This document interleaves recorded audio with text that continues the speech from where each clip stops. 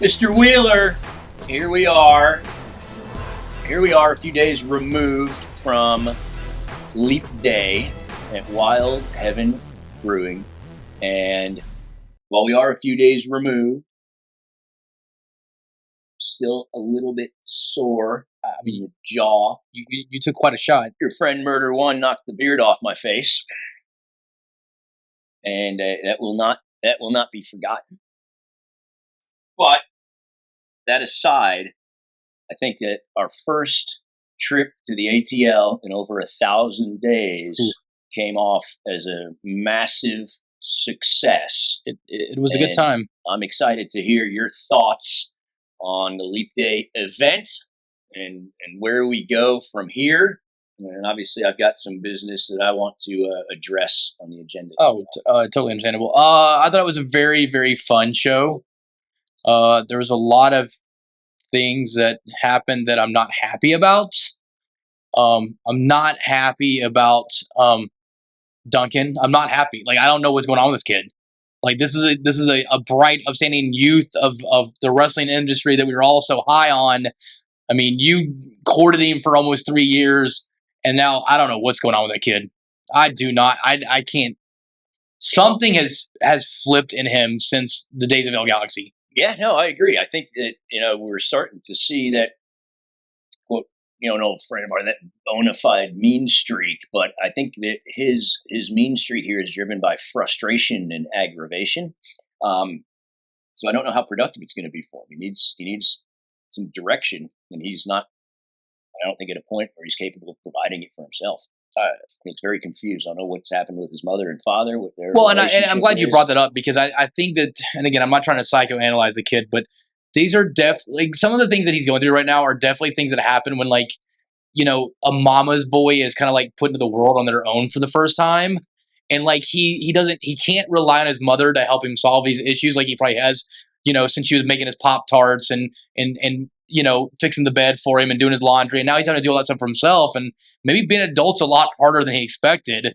But the fact that it's now, it's affecting Aaron Dallas now too. These are two outstanding young talents that they can't get on the same page for almost 4 months now. Ever since Aaron came back from injury, it's been like this. So maybe it's some jealousy. I don't know what's going on, but I'm not happy with that.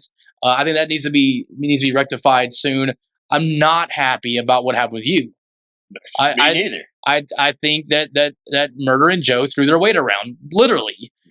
Thank you. And it's a consistent issue with these guys in the hierarchy. And this goes back to the AWE days when they stripped me of presidential powers and made Stan Robinson the president and signed all these decrees of laws. And then, Murder gets his own little, playpen. And now it's like, for someone that's like, I'm never going to be that guy that, takes advantage of the situation of being in power. And it's like, but you have. That's what is happening right now.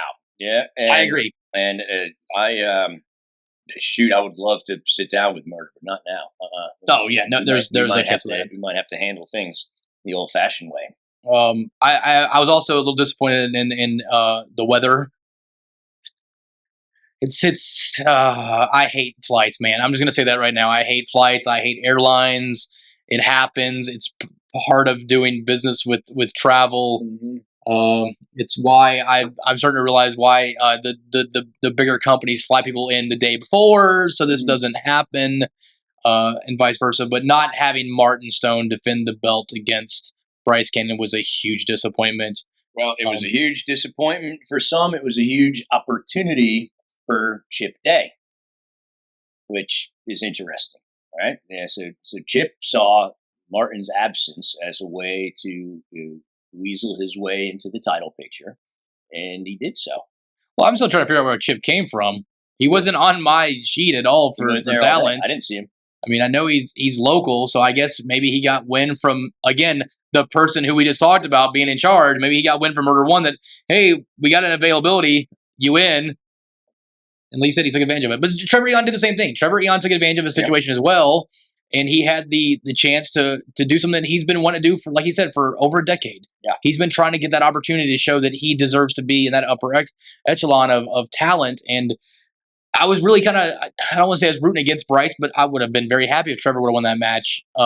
because I think he does deserve an opportunity, and that's where it's a little later today. We've been a few days removed from the show, and we did have an emergency meeting after what happened, and I do have an announcement that we can say for later on after we review the show, or we can go ahead and unveil it now. What would you like to talk about next? So I've been seeing these reviews. It's funny. You can tell. I made a statement last night. The tide isn't shifting. Right. It has shifted, and I think that a lot of the chatter around the show last week, it's showing the tide has shifted. One thing I'm disappointed about is this picture that everybody's using online. These reviews, taking a picture of a guy at his lowest moment. That can't be your lowest moment. It was my lowest moment that night. Oh, okay. Anyway, but let's talk about the show. Let's save the announcements for later. Okay. We started off obviously the 10 bell salute. Did things the right way. Very respectful crowd, and they appreciate the history of the business, which is promising for our future. There we go. The first match. What were your takeaways from that first match? I really, really like Michael Soler. He is probably the hardest working kid in this industry right now.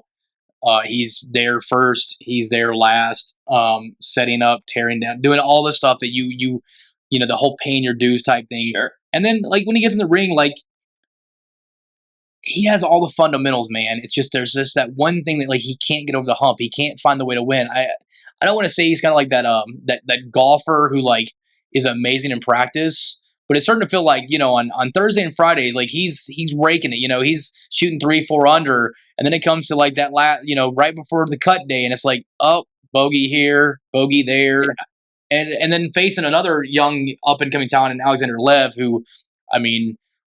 I'll be honest, we've been scouting him for quite a few minutes now. Yeah. Kid's got a lot of talent. I just hope that, I do know that two people have been very, very, very highly recruiting him besides myself, and they are the minister and the cult leader. And I hope we can keep Lev away from them. I honestly hope that we can keep Lev away from both of those guys. So Lev, he's got the look of a professional wrestler. Yes. He can more than handle himself in the ring. And so I'm excited to see him in the Savage 16. Well, he has put himself out. We'll talk a little bit about the Savage 16 before we leave today. And as of right now, he's one of the top vote getters. But we'll talk more about that as it goes. But he fits all the boxes for the Savage 16. He really does. But so does Michael Soler. So we'll see if Michael Soler has submitted his stuff and what the fans think of him as well. So we were talking about Duncan and his mean streak. I think that Soler could use a little bit of that mean streak. Yeah. Because he's too nice. The fundamentals are there. He's too nice. We need a little bit of too much handshake and a little bit too much. I'm happy to be here. Yeah, it's definitely there. It's been guys that are sometimes a little too happy to be there. Dave Stage. Physical specimen, like absolute physical specimen, but sometimes I think he gets in his and he was undefeated forever because pure strength is going to let him win a lot of matches. Yeah. But now he's starting to get in there with the big guns, And Kenway, Kenway is a professional wrestler. Yes, he is best of the best in the state of Georgia, in Missouri, where he's from, and you got to be on it. And Stage got busted open during the match too, which tasting your own blood, it changes the dynamic of the situation. That is true, and that's the thing too. Is like Kenway saw that blood, he took very, very full advantage of that, and he took advantage of the kid's youthfulness. I'd love to see a rematch. I don't know if Dave's ready for that just yet. I think now with 2 straight losses in a row, Dave needs to reconvene a little bit and figure out where he's going. The big thing for me too was in the upset of the night, Dylan Lesson, man, talk about a savage. For everything he lacks, perhaps in size and strength, he definitely makes up for in almost like an ignorant confidence, and there's something about it that I love. I think that's a great way to put it. Delusional confidence is definitely. First off, when I first met him, he called himself the King of Atlanta. I'm like, that's some pretty big shoes to put yourself in. But his fan base is there on social media. Then the people that don't like him are there at the show. So he's doing something right. He talks a lot. He does talk a lot. He is streaming in IRL. He's streaming in real life. That's his thing. And now it looks like Quinn is more than just a photographer and a camera guy. Yeah, I noticed mean, Quinn got a little handsy. that's two times in a row now that Yeah. he's got in there. But again, that's another one. Ashton Starr obviously deserves a rematch. It was a tough loss for Ashton, but it was definitely there's a lot of chicanery. But I think Dylan Lesson said it. We ain't here to play, and he keeps saying that, and he's now here, and he has definitely gonna be. He's entered in the Savage 16. We'll see if he makes it through the selection process. But if I know his little fan base, he's gonna get a lot of those W's. A lot of those W's for the Savage 16. Again, we already talked about Duncan, and then I mean, is there anything you want to talk about your match? I mean, it wasn't a match. It wasn't a match. It was an assault. It started as a match. It was a blindside assault from the hierarchy, sneaking up on us from behind. We weren't even there in the building, and we weren't. We know how it is. It's like the game's going to get rained out. It kind of changes the chemistry in your brain. Oh, and then all of a sudden, no, the game's on again, and the Dicks, they had him. They fought hard. They had Joe isolated. They were keeping the old guy out of the ring, but then it went off the rails, and unfortunately, I ended up getting the short end of the stick there. But no, I don't really want to talk about it. Thanks for asking. I don't really want to talk about it either. I mean, there will be a rematch. There has to be a rematch. When? I don't know. It's all according to Joe and Murder's schedule, which they're getting a lot busier now as well. So we'll hopefully we can make something happen on April 14th. I believe that the dudes in kimonos are in line for their title rematch. I mean, Offside's still the champion, so it's a shame that we had to do that mockery of a match with the hierarchy because Murder was in a bad mood after I gave him his card, and so we had to do that instead of getting our time. Well, don't forget, this all is because of Lloyd putting out an open contract. Well, yeah, Lloyd has been dealt with. Reprogramming him. So, it was a fun show. I had a great time, and now it's time to look forward to April 14th. April 14th, Monkey Wrench Brewing. We're back at Monkey Wrench Brewing, yes. Georgia. I have some loose ends up there. Oh, yeah.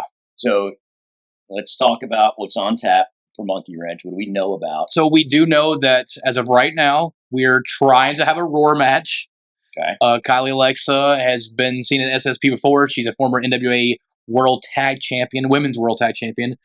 She's part of the pretty empowered group in the NWA. She's well traveled throughout the Southeast. She's only 19 years old, so the sky's the limit with this girl. She's coming back. She's put on the open challenge, and I've had quite a few women wrestlers comment and send messages about that. So we'll be selecting that person here pretty soon. And so we definitely are going to have a Roar match as of right now, depending on travel. Travel is always an issue with things lately. Mm-hmm. And then I can officially say that we have our main event as papered, scheduled, and signed. And if you are ready for that, I will let you know. We are going to do Chip Day versus Martin Stone, who will now be referred to as Danny Briggs. He's going back to his roots. That's his actual name. So he's going to go back to his roots of Danny Briggs, and he is going to defend that SSP title against Chip Day, and against Bryce Cannon, and against Trevor Eon. Yes, we are doing a fatal four-way versus Chip, Bryce, and Trevor. That is going to be the main event at Monkey Wrench Brewing on April 14th. We are doing a fatal four-way for the SSP Championship. Martin felt horrible about what happened. He definitely wanted to give Bryce his opportunity. Bryce lost that opportunity, but because of what Chip Day said at the end, why not go ahead and make it a four-way? Let's go ahead and give them all their shot at the same time, and let's make sure that no one interferes. How are we gonna do that? Hopefully, when I have this meeting with Donald Jakes and Telefero later this week, and they understand that if any one of them gets involved in this matchup, then they're all gone. So hopefully that will keep out the Sean Nelsons, the Teleferos, and Donald Jakes. All right. I like that. Hopefully. We might be able to make a deal also. I know Hopefully. I know some big guys, so we might be able to make a deal as well. All right. So that is coming up as Monkey Wrench Brewing in Suwanee on April 14th. Yes. All right. Now, talk to me about your friend Murder One's Savage 16. So the Savage 16 is we've been talking about this for a minute, and then he puts them out in the world about a Young Lions tournament, and we decided, hey, let's go forward with this, but let's not do a tournament. Let's do like an entire season. Right now we're in the selection process. It's March, so of course selection process is a kind of a thing. There's no RPIs or anything like that. Instead, we're doing a fan vote, similar to how you found your way into our universe. Yeah. It's real simple. We're posting a highlight video from anybody that's submitted that's under the age of 26. You then, as a fan or as a wrestler or a peer, have the opportunity to say a W and they're in, an L if you don't want them in. And then the top two, we're going to automatically put in the tournament or in the season. And then they're going to be in charge of their respective blocks, Block A and Block B. And then we'll put in the other 14 talents. They'll be divided up. And then we're going to do a round robin event all summer and early fall with the winner of that facing the champion at a later date. Taking notes here. So I'll just throw this out there. If Dylan Lesson is selected, Dylan Lesson is in a group of, say, Aaron Dallas and Michael Soler and AWOL and some other. He's gonna have to face He's gonna have to face every one of these guys at least one time. And then records, and we look at records, and the one with the best record in Block A and the one with Block B, they're gonna face each other to find out who is the first ever Savage 16. And then the winner gets a shot at the title. And the winner gets a shot at the title. The person who finishes second, the person who finished third, will be automatically on the SSP roster going forward. And the people that are the bottom three, will no longer be able to work for SSP in the future. Everyone else will have to be in the Savage 16 the following year. So it's going to be very combining Premier Soccer relegation with a championship opportunity. It's a lot for a casual fan, but trust me, we're going to do our very best to make everyone understand it, and we're finalizing all that stuff. Hopefully, we're going to get started late April, early May, and run that until about September, October, and yeah. So one of the things that I'm excited about is going to be we're going to get the opportunity to work a lot of new venues with the Savage 16. Yes. So share the wealth a little bit, yes. Which is also going to be great for our sponsors, Georgia's Best Roofer. Yes. They represented strong at Leap Day, and their people had a ton of fun, and so very excited for that partnership. Yep. And now we can spread it out all over the city. So I love it. Yep. I love it. Speaking of events, we have confirmation that we will be back at the Southern Fried Gaming Expo this year, the SFGE. And that'll be our 9th time there, I believe. Yeah. So our first one, so that'll be our 9th time. So always a lot of fun. July 19th and 20th, it'll be at the Renaissance Waverly right there near Truist Park. It's a absolute blast. If you never came out, definitely come out, bring the kids, enjoy some classic arcade games, pinball games, and of course, our wrestling is always the main events of Fridays and Saturday nights. So, and it was my first gaming expo last year, and I've never seen such a collection of nerds who are in their 40s and live in their parents' basements and play video games and Cheetos and their tidy whities in one place at the same time ever. But it was a great show. It was a great show, and who knows? Maybe there's some more cons in our future. Yeah, all right. And not in like Carney Con, but no, the good ones. No, it was all kidding aside. No, it was great. It was a great crowd. It was a lot of fun. So very good. All right. Well, look, on my agenda, I want this hierarchy stuff dealt with. I'm glad that you're meeting with them. Yep. All right, because it's not any way to conduct the business, and the Dicks need a shot to earn their titles back, or let's make it a fatal 6-way and we'll come after Danny Briggs and his title, because the Dicks are too talented not to have gold around their waist. Well, I will say this. If you can guarantee me that if the dudes do not beat an Offside Heroes in the second time, no more title matches. Forever? Or as long as an Offside's the champions. Yeah. Like, we beat them 100 times. They got lucky once. So, like what you guys did to Exotic Youth, you can now. Yeah, okay. Exotic Youth, we got rid of them. We can easily get rid of these again, guys. I mean, Exotic Youth they were in that 3-way that, the Offside Heroes won. They do deserve an opportunity that you were trying to keep them from. So I think it's really balancing out. Do we let Pepperbottom and Mosley have a shot at the tag titles, or you guys? If that's the question, there's only one answer, and the answer is the Dicks, because the Dicks will always rise to the occasion, and the Dicks will take care of the little heroes 7 days a week, twice on Sundays. So if we can get that match made, then sure, the Dicks won't have to go after the Northside Heroes again because the Northside Heroes will be dispatched. Okay, I'll take it under advisement. We're meeting later this week. Also, it's a very busy week in wrestling. I just want to end this out. Sting retired.